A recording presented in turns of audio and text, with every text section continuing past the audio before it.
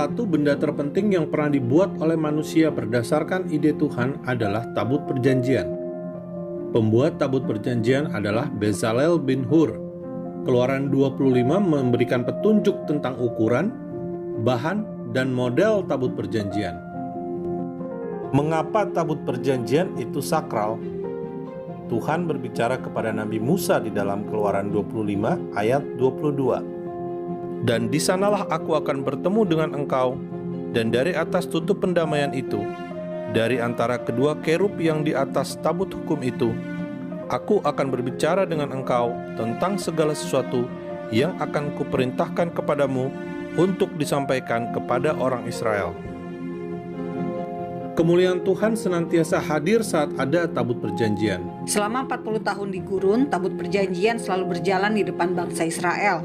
Saat tabut perjanjian berhenti, maka di situ pula bangsa Israel berhenti.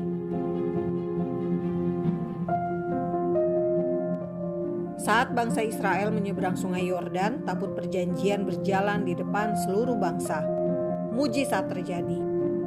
Arus sungai Yordan terbelah dua, menjadi tanah kering yang mudah dilewati bangsa Israel. Tabut perjanjian bukan cuma tempat kemuliaan Tuhan bersemayam. Tabut perjanjian pun membuktikan kuasa Tuhan. Tembok Yeriko rubuh saat tabut perjanjian mengelilingi tembok kota Yeriko, sembari sangkakala dibunyikan.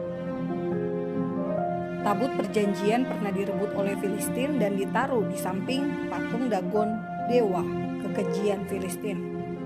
Tabut perjanjian yang dipenuhi kemuliaan Tuhan Israel tidak bisa berada bersamaan dengan dewa-dewa, sehingga patung Dagon tumbang, kepala dan dua tangan Dagon terpenggal. Penyakit borok menimpa Filistin akibat merampas tabut perjanjian.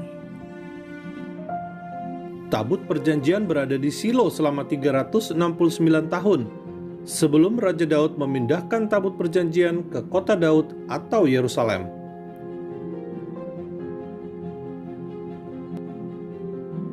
Saat Raja Salomo selesai membangun bait suci, tabut perjanjian diletakkan di dalam ruang Maha Kudus. Dalam 1 Raja-Raja 8 tertulis, tabut perjanjian dipindahkan dan kemuliaan Tuhan memenuhi bait suci. Ketika imam-imam keluar dari tempat kudus, datanglah awan memenuhi rumah Tuhan. Sehingga imam-imam tidak tahan berdiri untuk menyelenggarakan kebaktian oleh karena awan itu. Sebab kemuliaan Tuhan memenuhi rumah Tuhan.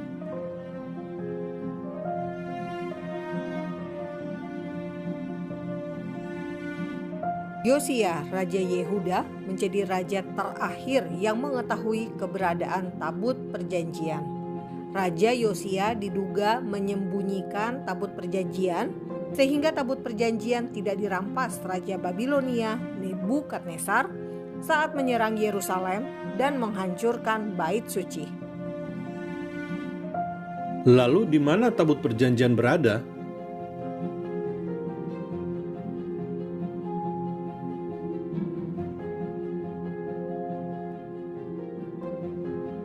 Fakta Israel bertanya kepada Profesor Harry Moskov, seorang rabi, wartawan pemburu bukti arkeologi tabut perjanjian, dan penulis buku yang tinggal di Israel. The first one is that the Ark of the Covenant today is actually under the Temple Mount, where it's been for over 2,700 years. And it's about 4 to 5 floors, 10 to 15 meters beneath the present-day surface, not where the Dome of the Rock is, I may add, according to this theory, but actually a little bit further to the southwest of that point, a little bit closer to the Western Wall, in other words. So this is based on, of course, Jewish sources, biblical sources, the Torah, the Talmud, the Midrash, mystical writings, Jewish mystical writings, and our sages throughout all the centuries. Of course, there are different opinions. Historically, King Hosea, and you can see that in Chronicles 2, that King Hosea, one of the kings of the Judean kings that was there in the First Temple period, one of King Solomon's descendants. So he actually was the one who hid the Ark of the Covenant beneath the Temple Mount about 37 years before the destruction of the first temple, which I believe was in 584 BCE. So any of the priests of my own ancestors brought the Aron HaKodesh, the Ark of the Covenant, down through the maze, as Maimonides says in his grand work about the Beis Hamikdash, about the temple, that there's a whole bunch of levels of winding caverns beneath the Temple Mount, and he hid the Ark of the Covenant in one of those chambers. Of course, in that same chamber where the Ark of the Covenant is also the staff of Aaron HaKohen, of Aaron the high priest, the staff that he held, and a jar of manna, the manna that the Jews, the Israelites, ate in the desert for 40 years, and a couple other precious items over there. Also the anointing oil for the Messiah, etc. All of those things are underneath the Temple Mount. So historically it was King Hosea that actually put the ark down there, and where it still is today for over 2,700 years. And that's exactly what draws the presence, the divine presence, the godly presence to that area, to the Temple Mount, to the Western Wall, etc.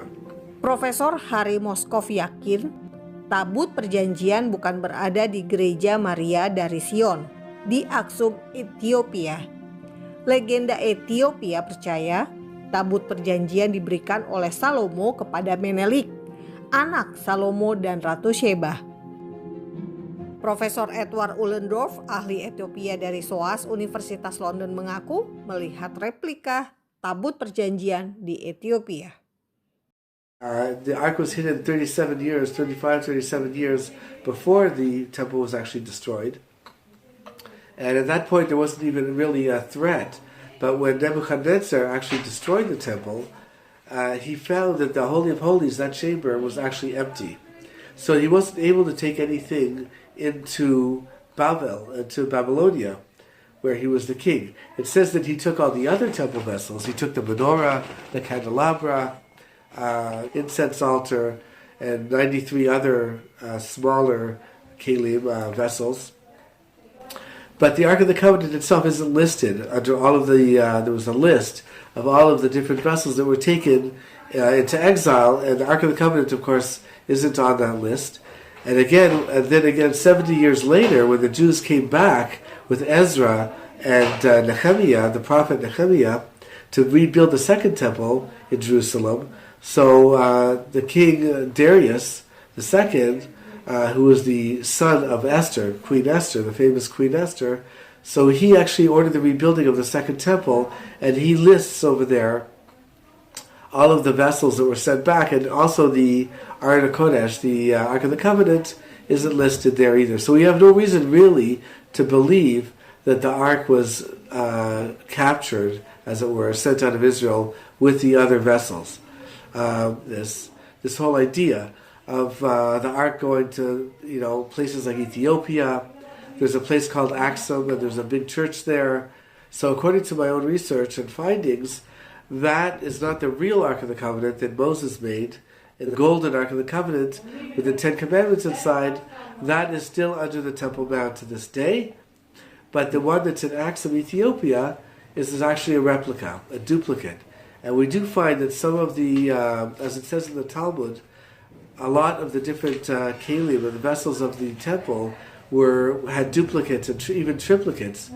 So we do find that it could very well be that there is a replica there of the Ark of the Covenant in Aksum in Ethiopia, for instance, but it's not the real McCoy. It's not the real Ark. Ditemukan atau tidak, tabut perjanjian menjadi bagian dari iman percaya umat Yahudi dan Kristen. Yang pasti, di surga ada tabut perjanjian. Fakta Israel yakin melalui kehadiran tabut perjanjian di surga, Tuhan ingin menunjukkan kepada Rasul Yohanes, Tuhan tidak melupakan perjanjiannya dengan bangsa Israel. Yang pasti, tabut perjanjian bukan fiksi, seperti dalam film Indiana Jones. Salam damai dari Fakta Israel.